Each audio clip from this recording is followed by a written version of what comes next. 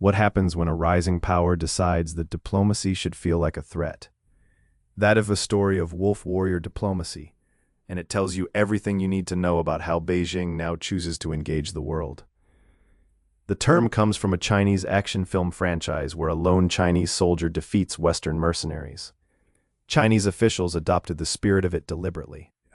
Starting around 2019, Beijing's diplomats began trading measured language for public confrontation, attacking critics on social media, issuing ultimatums to trading partners, and framing any disagreement with Chinese policy as an act of hostility against the Chinese people. This was not confidence. Confident powers do not need to bully.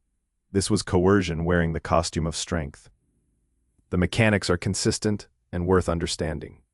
First, reframe every dispute as a civilizational insult, so that any country raising a legitimate concern about trade, human rights, or territorial law appears to be attacking China's identity rather than its conduct.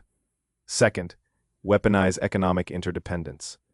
Australia questioned the origins of COVID-19 and found its barley, wine, and beef suddenly facing Chinese trade barriers.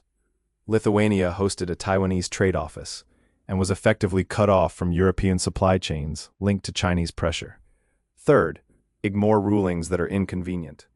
The 2016 South China Sea Arbitration Tribunal ruled comprehensively against China's 9-line claim. Beijing did not contest the legal arguments. It simply declared the ruling illegal and continued its island-building program. For Southeast Asia, this is not abstract. Small states in the region sit directly in the path of these pressure tactics.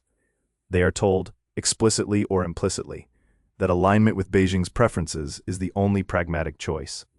But pragmatism is not submission. The rules-based international order exists precisely so that small states do not have to choose between their sovereignty and their security. Here is the harder truth.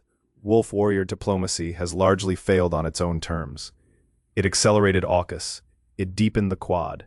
It pushed European democracies to reconsider supply chain dependency. Countries that were cautiously neutral moved toward hedging strategies. Beijing's own diplomats have begun quietly acknowledging the cost. The lesson is clear. Coercion generates compliance only until the cost of compliance exceeds the cost of resistance. And for a growing number of states, large and small, that threshold is already behind them. Diplomacy built on intimidation does not build relationships. It builds resentment, coalitions, and the very encirclement it claims to fear.